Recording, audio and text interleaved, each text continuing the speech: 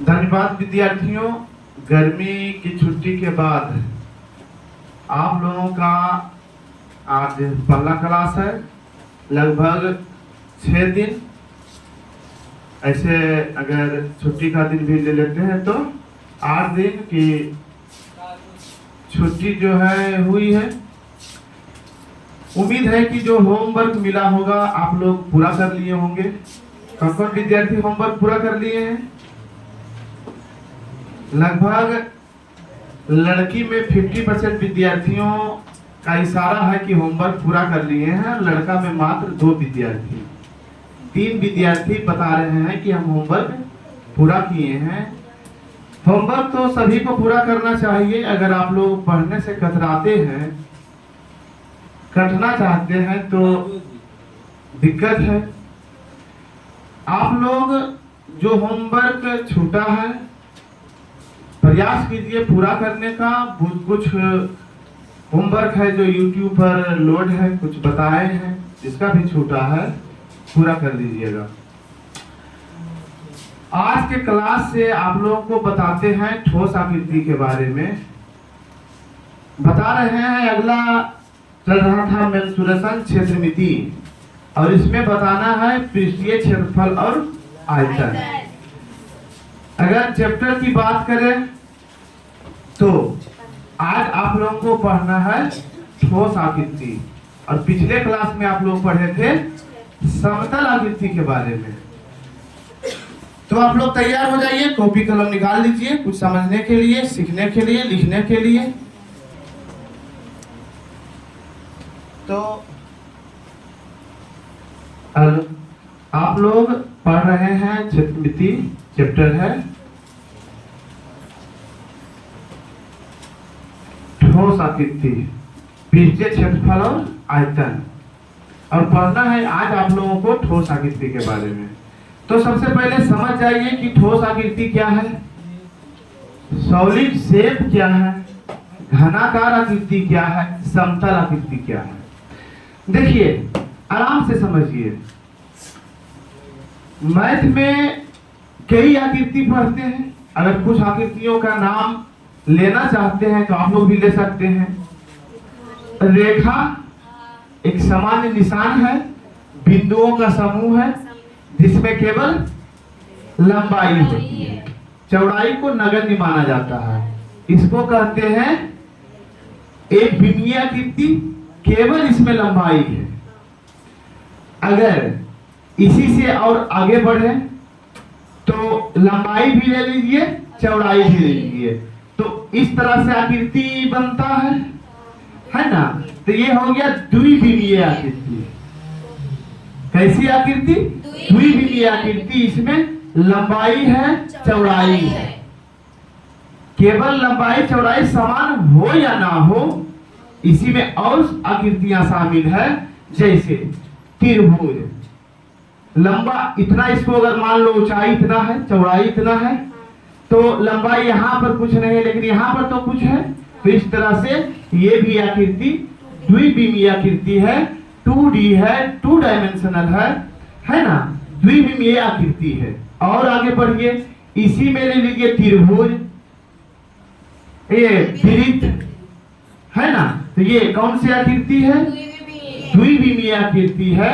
बात समझ रहे हैं ना। बाकी कोई भी चतुर्भुज ले लीजिए, त्रिभुज ले लीजिए, अगर उस तरह से आकृति है तो इसको कहते हैं द्विविमीय आकृति, और इसको कहते हैं समतल आकृति भी। द्विविमीय आकृति को समतल आकृति भी कहते हैं, है ना, या द्विविमीय आकृति कहते हैं, जिसके बारे में आप लोग पढ़ चुके हैं, आप लोग समझ चुके हैं।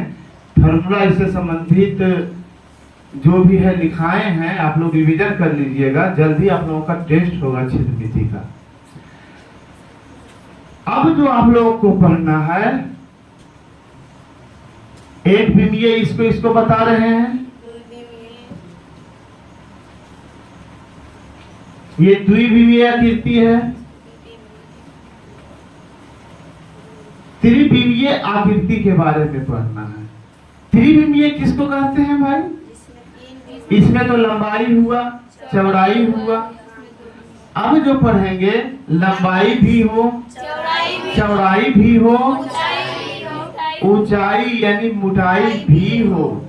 लंबाई हो, चौड़ाई हो, मोटाई भी हो। अगर वैसी आकृति है तब उसको कहेंगे त्रिविमीय आकृति। और त्रिविमीय आकृति को ही कहते हैं ठोस आकृति। त्रिविमीय आकृति का ही निकलता है आयतन। द्विविमीय आकृति है, कहेगा इसका आयतन कितना होगा, कुछ नहीं होगा। इसका आयतन कुछ नहीं होगा, सिर्फ इसका होगा सतह का क्षेत्रफल। जबकि त्रिविमीय आकृति पढ़िएगा तो इसमें सतह कई होंगे, इसका आयतन भी होगा, पृष्ठ क्षेत्रफल भी होगा, लंबाई भी होगा, चौड़ाई भी होगा, ऊंचाई भी होगा। इस तरह से विमाओं की संख्या 3 तो जरूर होंगे। बाकी कट कुट किया हुआ है, अलग डिजाइन बना हुआ है, बढ़ भी सकते हैं, है ना। इसी के बारे में आज आप लोगों को जानना है। क्योंकि बोर्ड जो दिख रहा है आप लोगों का सफेद है ना। अगर इस सफेद भाग की केवल बात करें, क्या कहोगे, द्विविमीय है या त्रिविमीय? द्विविमीय। एक समतल है, क्या है, समतल है। इस पर चाहो कि हम पानी रख दे, रखाएगा? क्या हो जाए, फैल जाएगा। इसके सतह पर, सरफेस पर फैल जाएगा, बाहर निकल जाएगा। पानी रखने के लिए जब भी चाहिए कोई बर्तन, और उस बर्तन में क्या होना चाहिए, लंबाई हो, चौड़ाई हो, ऊंचाई भी हो, यानी गहराई भी हो। वैसा आकृति अगर हो तब वो होता है त्रिविमीय आकृति। जैसे उदाहरण, बाल्टी लीजिए, तसला लीजिए, लोटा लीजिए, बोतल लीजिए, वे सब आकृति है त्रिविमीय आकृति। और वे सब का होता है आयतन भी। पृष्ठ क्षेत्रफल, सतह का क्षेत्रफल होता है, लेकिन वे सब का आयतन भी होता है। तो बच्चों, आप लोग लग रहा है ऐसा, उम्मीद है कि यहाँ तक आप लोग थोड़ा सा समझे। बाकी फिर हम बीच बीच में इस जगहों पर चर्चा भी करते जाएंगे, फिर से बताते जाएंगे, भी रिवाइज भी कराते जाएंगे, तत्काल आगे बढ़ रहे हैं। तो त्रिविमीय आकृति जो सबसे सिंपल है वो क्या है, घनाभ। चलिए घनाभ के बारे में लेते हैं। घनाभ जैसे आयत एक 2D समतल आकृति, एकदम समान आकृति है ना। तो त्रिविमीय में सबसे समान आकृति क्या हो जाएगा, घनाभ। घनाभ में क्या होता है, लंबाई हुआ, लंबाई को L माने, चौड़ाई को B माने, कुछ ऊंचाई भी होंगे, इसका कुछ ऊंचाई भी होगा। इसका ऊंचाई, इसके ऊंचाई को किस तरह से दर्शा सकते हैं, 2D चूंकि बोर्ड है, इस पर तो ऊंचाई हम दिखा नहीं सकते हैं। जैसे आपका पेज है, कहेंगे पेज पर जो है 2 सेंटीमीटर गड्ढा खोदिए, पेज की मोटाई ही एम में होता है, नहीं के बराबर होता, गड्ढा वहां से कहां खोदा जा सकता है। क्यों? क्योंकि वो एक समतल है, सामान्यतः समतल है ना। तो यहाँ पर 2D तो 3D तो बना नहीं सकते, कल्पना कर सकते हैं, इमेजिन कर सकते हैं कि मान लिया जाए इतना लंबा है, इतना चौड़ा है, इतना ऊंचा है, ऊंचाई को झुका दिए हैं, इतना ऊंचा इसको मान रहे हैं। अब देखो, इसको इस कोने को पकड़ के इसे खड़ा करेंगे, कुछ खड़ा होगा ना, खड़ा होगा ना। अगर वो आकृति खड़ा होगा कैसा बन जाएगा, इस तरह से आकृति बन जाएगा, दोनों अगर जुड़ा हुआ हो।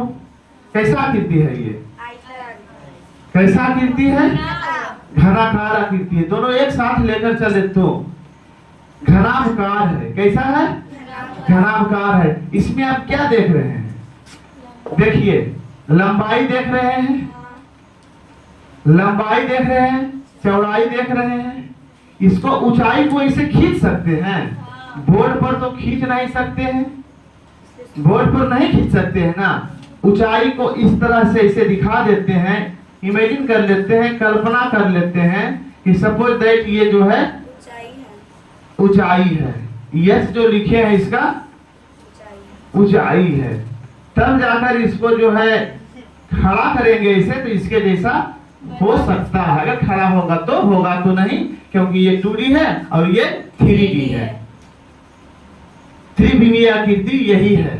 समझ गए बच्चों सब? लंबाई हो गया, चौड़ाई हो गया और ये ऊंचाई हो गया। तो ऐसा आकृति अगर हो, लंबाई सेम हो, चौड़ाई सेम हो, ऊंचाई भी सब जगह सेम हो, ऊंचाई भी सब जगह सेम हो, तब इसको कहते हैं 3D। तब इसको क्या कहते हैं? 3D, यानी इसको क्या कहते हैं? घना 3D आकृतियां, घनाकार आकृति। कोई वस्तु अगर हो तो जैसे घनाकार वस्तु का कोई उदाहरण भी आप लोग ले सकते हैं अपने दैनिक जीवन में। बोलिए घनाकार, कुछ उदाहरण ऐसे बताइए जो घनाकार है। ईंट हो गया, किताब आपका हो गया। जैसे आपके किताब का ही बात करें, ये क्या है? लंबाई है, चौड़ाई है, इतना मोटा, यानी ये ऊंचाई है। लंबाई है, चौड़ाई है, ऊंचाई है। क्या कोई दिक्कत? कोई दिक्कत नहीं। तो इस तरह से अगर आकृति है तब ये हो जाएगा 3D। क्या है? 3D घनाकार आकृति। क्या क्या चीज इसमें हो सकते हैं समझिए। एक 3D आकृति की कल्पना करें तो इसमें क्या क्या है, क्या क्या इसका पढ़ना है, इसके बारे में कौन कौन सी जानकारी हमको ज्ञात करना है, इसके बारे में हम लोग जानेंगे। कोई दिक्कत? तो यहाँ से आप लोगों का सिलेबस शुरू होता है। आप लोग चाहें तो समय मिलता है तो कुछ लिख भी सकते हैं, अन्यथा केवल समझते चलिए।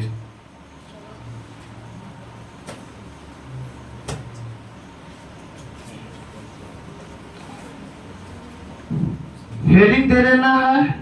क्या देना है? ठोस आकृतियां।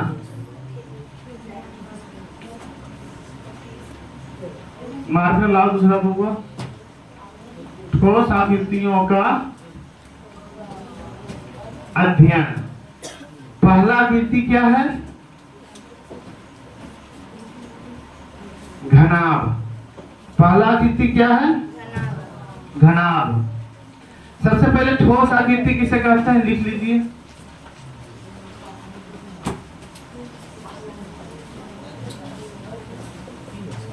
ठोस आकृतियां क्या है?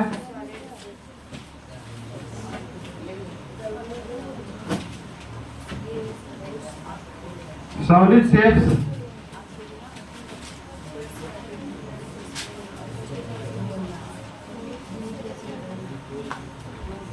लिखो आराम से जो समझाए हैं। 3 विमाओं से बने।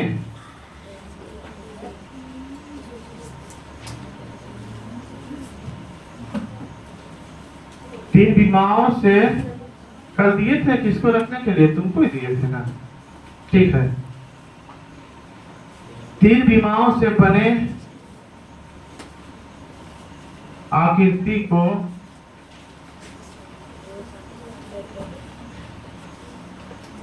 ठोस आकृति कहते हैं।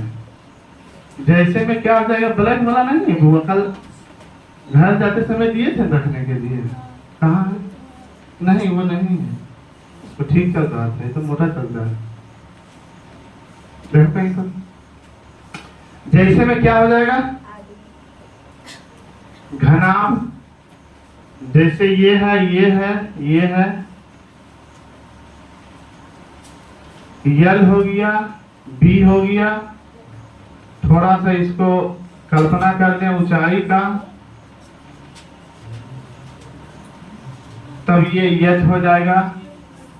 1D हो गया, 2D हो गया, एच को ले तो 3D हो गया, है ना।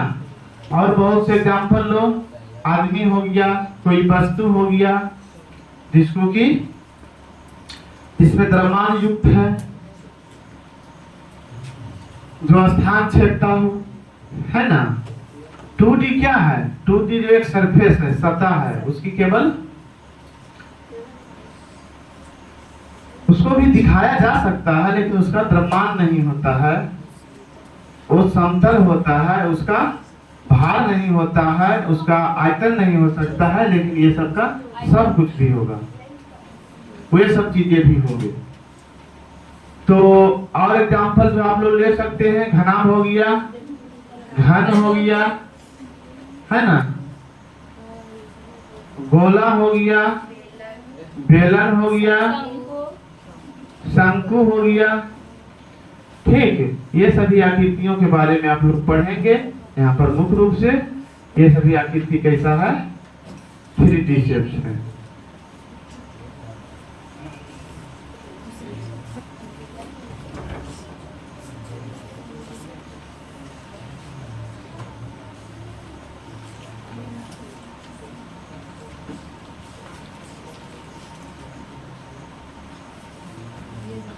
जब ठोस आकृति है, इसके बारे में समझते जाइए आराम से। जैसे ये ठोस आकृति है, ये क्या है? ठोस आकृति है ना। ये ठोस आकृति है। ये ठोस आकृति की लंबाई, चौड़ाई, ऊंचाई। थोड़ा सा और अच्छा वस्तु लाओ, इसे कटा हुआ है, आप लोगों को हो सके दिक्कत हो जाए समझने में। किताब ही लाओ। जैसे ये वस्तु है, कितने सतह है? अगर इसकी सतह की बात करें तो कितने सतह होगा? 6। सबसे पहले इसका आयतन, जो अभी तक आप लोग नहीं पढ़े हैं या पहली बार पढ़ रहे हैं, है ना। तो आयतन किसको कहेंगे? इस किताब को कहीं पर रखते हैं, इस किताब को कहीं पर रखते हैं, क्या यह स्थान छेकेगा? ग्रहण करेगा? कितना स्थान ग्रहण करेगा? जितना इसका लंबाई, चौड़ाई और मोटाई है, ये इसका आयतन हो जाएगा। कोई भी ठोस आकृति जितना स्थान ग्रहण करता है, वही उसका आयतन होता है। इसका पृष्ठ किसको कहते हैं? अगर इसके पृष्ठ की बात करें, ठोस आकृति के पृष्ठ की बात करें, कितने पृष्ठ होंगे? जैसे इसकी सतह की बात करें, पृष्ठ की बात करें तो एक है जो उजला दिख रहा है। इसके पृष्ठ की बात करेंगे तो कितना होगा? एक पृष्ठ, फिर इसी का ऑपोजिट साइड 2 पृष्ठ, फिर इधर 3 पृष्ठ, फिर इधर 4 पृष्ठ, 5, 6। कितना हो जाएगा? 6 पृष्ठ हो जाएगा। कोई दिक्कत? किनारा किसको कहते हैं? 2 पृष्ठ। कोई 2 पृष्ठ जिस स्थान पर आकर मिलते हैं उसको किनारा कहते हैं। इस तरह से कितने किनारों का निर्माण होगा? 12।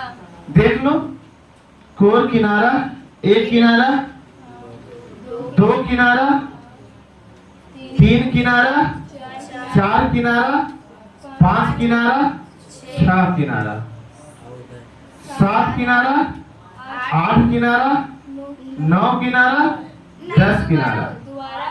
अच्छा, दोबारा गिना गया, फिर से गिनिए। 1 यहाँ से गिनते, 1 2 3 4 5 6 7 8, फिर ये भी तो है ना, 9 10 11 12। किनारों की संख्या कितना हो गया? 12 किनारा हो गया।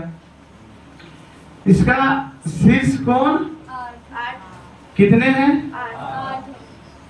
कितने हो जाएंगे? 8, 1 2।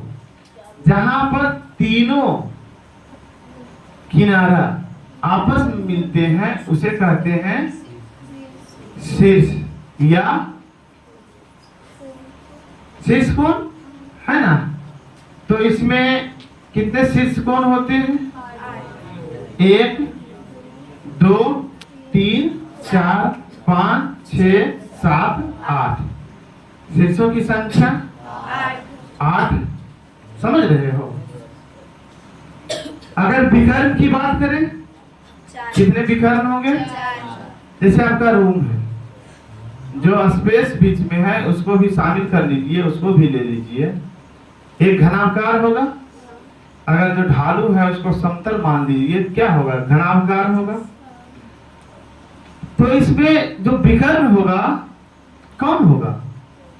इस कोने के नीचे से लीजिए, उस कोने का ऊपर जो ये होगा ये इसका विकर्ण होगा, कर्ण होगा, है ना। कितना होगा? 1, फिर इधर ऊपर उधर नीचे 2, 2 इधर से 4। कितना हो जाएगा? 4। समझ में आया यहाँ तक? तो आयतन में अगर इसका परिभाषा लिखिए, ठोस का आयतन, तो क्या लिखिएगा? ठोस का आयतन। कोई ठोस जितना स्थान ग्रहण करता है उसे उसका आयतन कहते हैं। लिख सकते हैं ना, फटाफट लिखते जाइए जब तक हम भी लिखते हैं। कोई ठोस जितना आयतन ग्रहण करता है, धारित करता है, ग्रहण कैसे लिखाएगा वो?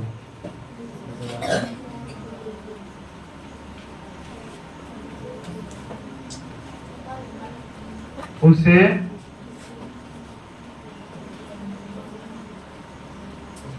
उसका आयतन कहते हैं। कोई ठोस जितना स्थान ग्रहण करता है, जितना स्थान नहीं लिखाया है। कोई ठोस जितना स्थान ग्रहण करता है, ग्रहण सही है या गलत है? ये होता है ना, जितना स्थान ग्रहण करता है उसे उसका आयतन कहते हैं। कोई दिक्कत?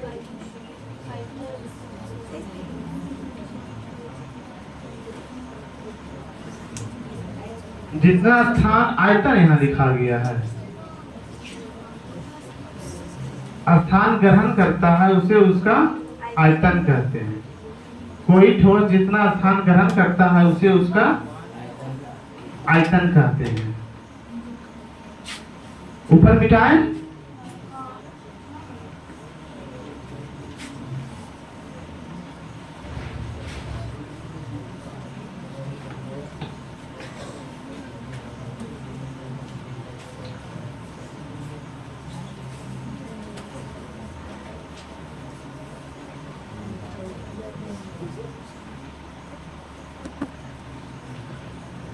फलक किसको कहते हैं?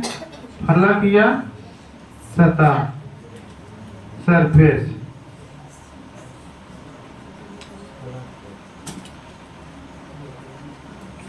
किसी ठोस के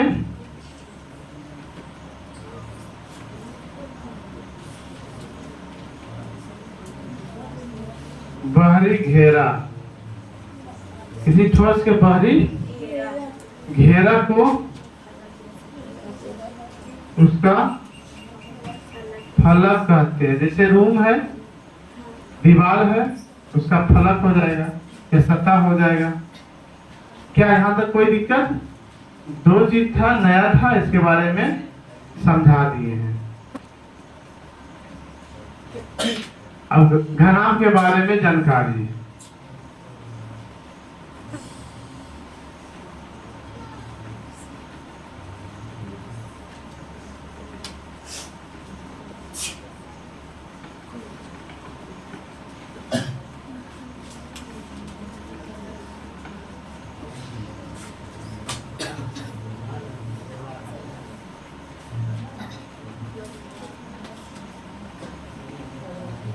घनाभ के बारे में जानकारी।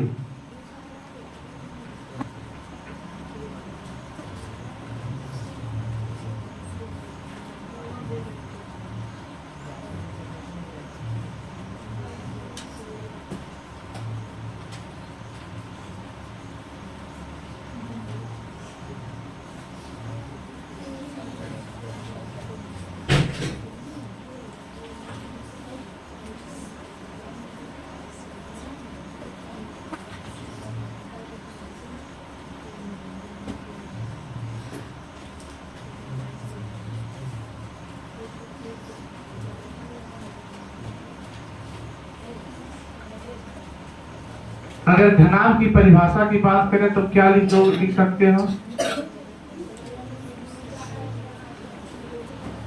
क्यूबॉइड 6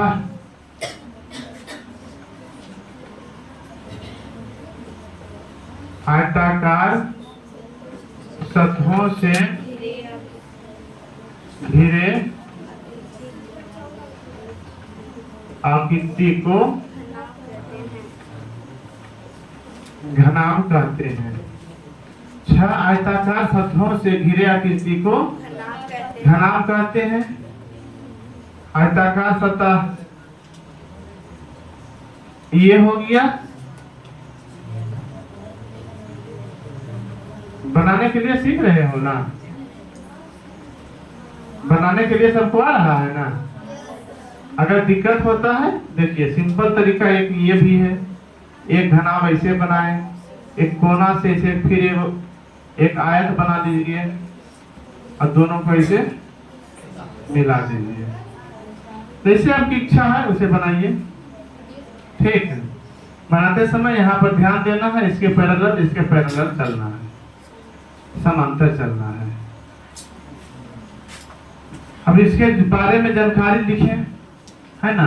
सतहों की संख्या कितना हो जाएगा? 6 सतहों की भी आई है। ये सब परीक्षा इसी से कोई टॉपिक जो है टेस्ट में या कहीं भी कोई भी पूछ सकते हैं। ध्यान रखना है, रटना नहीं, समझना है। किताब को हाथ में लेकर बताए थे ना? समझ में आया है ना? सतहों की संख्या कितना हो जाएगा? 6 फिर से देख लीजिए, सतहों की संख्या 1 2 3 4 5 6। सतहों की संख्या 6। सतह या फलक जो भी कहिए, है ना? फिर और बोलो, किनारों की संख्या, 12 किनारों की संख्या, किनारा कितना होता है? 1 2 3 4 5 6 7 8। फलक विद्यार्थी ध्यान से समझिए, 1 2 3 4 5 6 7 8 9 10 11 12। किनारों की संख्या कितना हो जाएगा? 12। शीर्षों की संख्या 8। शीर्षों की संख्या 8। जहां पर तीनों किनारा मिलता हो शीर्ष कहलाता है। 1 2 3 4 5 6 7 8। क्या कोई दिक्कत? विकर्णों की संख्या, विकर्णों की संख्या 4। एक बार इस कोना से इस कोना जाओ, ठोस है, अंदर से जा नहीं सकते, खाली रहता है ना? ठीक। एक बार इस कोना से इस कोना, एक बार इस कोना से इस कोना, फिर इस कोना से इस कोना, नीचे से ऊपर, ऊपर से नीचे, फिर 2 इधर हो गया तो 2 इधर भी होगा, 4। अगर इसके विमाओं की संख्या की बात करें तो 3D के बारे में पढ़ रहे हैं, और 3D में 3 विमा होती है। कोई रेखा है, 1 विमा हुआ। समतल आकृति है, 2 विमा हुआ। बिंदु है, कोई विमा नहीं। अपरिभाषित है, अनडिफाइंड टर्म है, फिर भी परिभाषा के तौर पर या मान्यता के रूप में दर्शा देते हैं, उसका कोई विमा नहीं होता है। विदित है, कितने विमा? 2 है ना? चलिए ठीक है। तो विकर्णों की संख्या हो गया, विमाओं की संख्या वो भी लिख दें।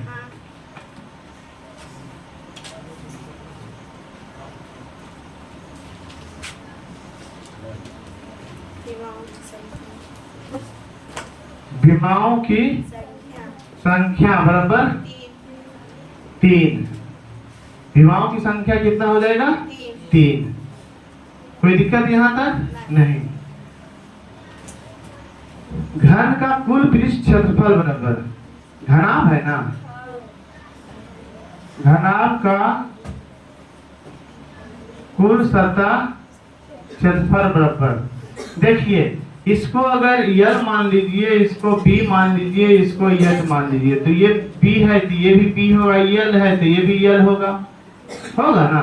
सब इसी तरह से होगा, ज्यादा नहीं लिखते हैं, देखने में ठीक नहीं लगेगा। अब इसका सतह निकालेंगे तो इसको कहेंगे कुल सतह क्षेत्रफल। अच्छा, कुल सतह क्षेत्रफल क्यों कहेंगे?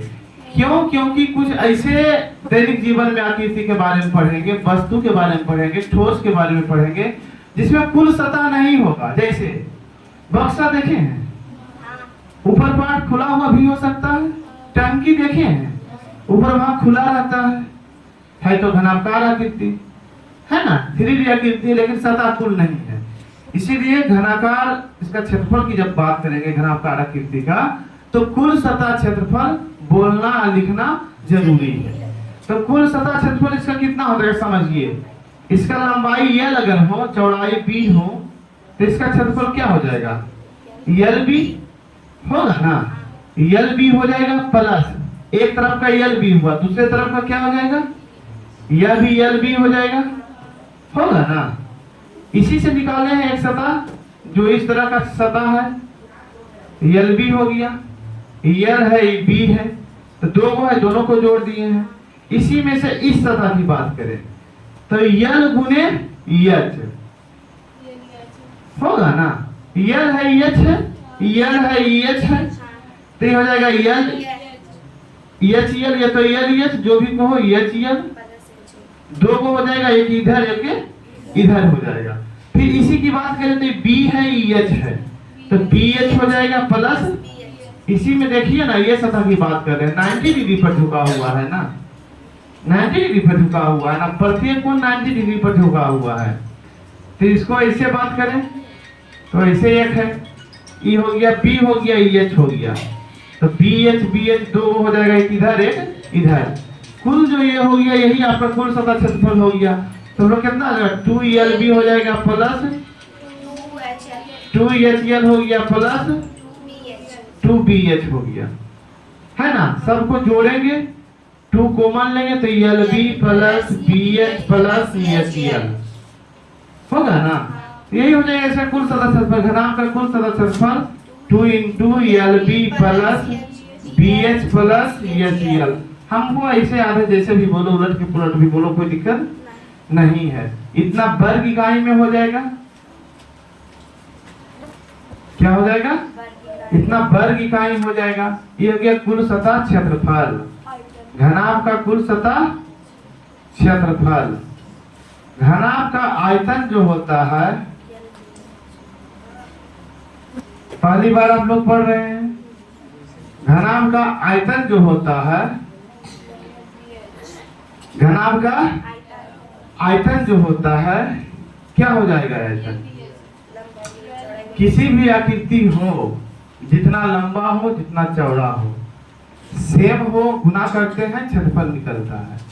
उसी में ऊंचाई को भी गुना कर दो, वो जो आएगा वो उसका हो जाएगा आयतन। क्या कम है? बुलाइए।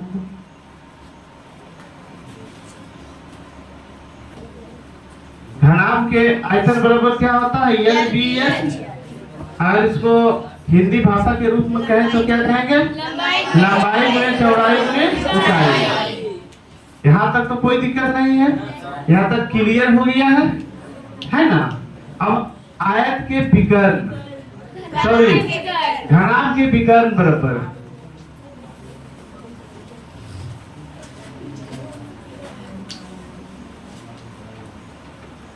घनाभ के विकर्ण बराबर क्या हो जाएगा? देखिए, घनाभ का विकर्ण किसको कहेंगे? सबसे पहले इसे समझने के लिए एक आयत है, L है, B है, तब ये क्या होगा? विकर्ण होगा, आयत का विकर्ण होगा। इसका मान क्या होगा? पाइथागोरस प्रमेय से पढ़ाए हैं, ध्यान है ना। क्या हो जाएगा इसका? बोलो। Root under L square plus B square. क्या घनाभ का विकर्ण यही होता है कि ये नहीं होता है? ये नहीं होता है। ये ऐसे लेंगे ऐसे जो लेंगे ये होगा घनाभ का विकर्ण। तो इसको ऐसे गिरा देते हैं, इसको ऐसे गिरा देते हैं और इसको ऐसे मिलाते हैं। चूंकि 3D है ना, 3D पर 2D तो जैसे तैसे होगा ही। ये जो होगा ये होगा घनाभ का विकर्ण। यल हो गया, बी हो गया, यल हो गया, ये हो जाएगा यच। ये जो आपका हो गया यही हो जाएगा आयत का विकर्ण। ये घनाभ का विकर्ण हो जाएगा। तो ये विकर्ण क्या हो जाएगा, इतना स्क्वायर प्लस इतना स्क्वायर, यानी L square plus B square का रूट का square plus H square. Square root खत्म हो जाएगा, L square plus B square plus square का रूट हो जाएगा। समझ में आया? तो हो जाएगा घनाभ के विकर्ण बराबर root under L square plus B square plus H square. इतना इकाई हो जाएगा, क्यों लंबाई है, लंबाई का मात्रक इकाई होता है। तो इस तरह से जो है घनाभ के बारे में पूरी जानकारी आप लोग प्राप्त कर लिए। उम्मीद है कि इससे संबंधित हिसाब बनेगा। दूसरा जो शेप है वो है घन, CUB क्यूब। अंकगणित में भी घन पढ़े हैं। किसी संख्या को अपने आप से 3 बार गुना करने पर जो रिजल्ट आता है उस संख्या का घन कहलाता है अंकगणित में। क्षेत्रमिति में क्या हो जाएगा, 3 वर्गों से, है ना, 6 वर्गों से बने ठोस आकृति को घन कहते हैं। कोई दिक्कत? क्या हो जाएगा, 6 वर्गाकार सतहों से घिरे ठोस आकृति को घन कहते हैं। 6 वर्गाकार सतहों से घिरे ठोस आकृति को घन कहते हैं। अब देखो ये घनाभ था, यहाँ पर घन बनाएंगे, जितना लंबा उतना चौड़ा उतने ऊंचा, उतने ऊंचा को थोड़ा सा इस तरह से दिखाएं। फिर यहाँ पर वर्ग ही होगा एक, यही आपका हो जाएगा घन। क्या हो जाएगा, घन हो जाएगा ना। इसमें सब सेम है, इसमें क्या है, सब ऐसे पकड़ के उठाओ लगभग रिजल्ट होगा। जो बना के रखे हैं आप लोगों को समझाने के लिए, यही आपका घन है ना, यही क्या है, घन है। तो सतहों की संख्या कितना हो जाएगा, 6। घन हो या घनाभ हो, 1 2 3, इसमें अंतर यही है कि सब सतह बराबर होता है, सभी समान। सभी सतह क्या होता है, समान। किनारों की संख्या कितना हो जाएगा, 12 किनारा हो जाएगा, सभी समान हो जाएगा, है ना। शीर्षों की संख्या कितना हो जाएगा, 8, सब जितना नहीं हो जाएगा। विकर्णों की संख्या 4, चारों विकर्ण बराबर हो जाएंगे। विमाओं की संख्या 3, लंबाई चौड़ाई ऊंचाई सब कुछ ही हो जाएगा। घन का कुल सतह क्षेत्रफल कितना हो जाएगा, यहाँ से समझ लीजिए।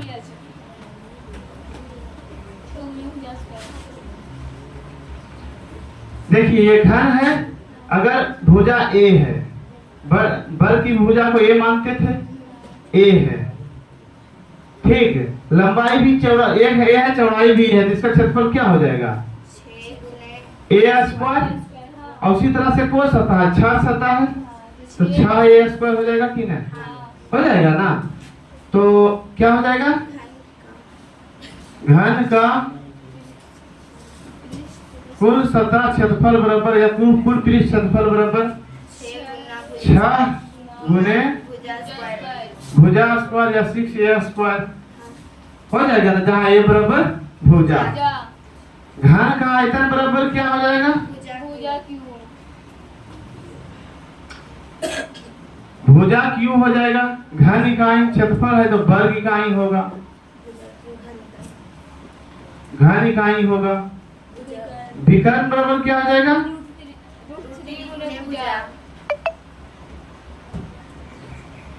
रूट 3 गुने भुजा। उसी पर बैठाइए ना, सब A हो गया, A हो गया, A हो गया, तो हो गया A स्क्वायर तो 3A स्क्वायर का वर्गमूल होगा ना, बराबर। ए स्क्वायर का वर्गमूल ए हो जाएगा, √3 का वर्गमूल नहीं निकलेगा, ए हो जाएगा। √3 गुने भुजा, इतना हो गया इकाई। क्या कोई दिक्कत? इस तरह से आपका चैप्टर यही खत्म हो जाता है। आप लोग चाहें तो इस चैप्टर का जो हिसाब है बनेगा, निश्चित तौर पर जो है अगर अच्छी तरह से समझे हैं तो बनेगा। जिन विद्यार्थियों को समझने में थोड़ी सी भी परेशानी है, प्रयास कीजिए वीडियो को पुनः जो है देखिए, 2 बार 3 बार देखिए, अच्छी तरह से समझ में आ जाएगा। बहुत सारा हिसाब जो है बिना बताए हुए, बिना हिंट का बन जाएगा। ऐसे अगले क्लास में आप लोगों को जो है एक्सरसाइज में जो हिसाब है उसका हिंट करेंगे। ऐसे कुछ हिसाब बना के लाना है, प्रयास कीजिएगा, बनाइएगा, जरूर बनेगा। धन्यवाद।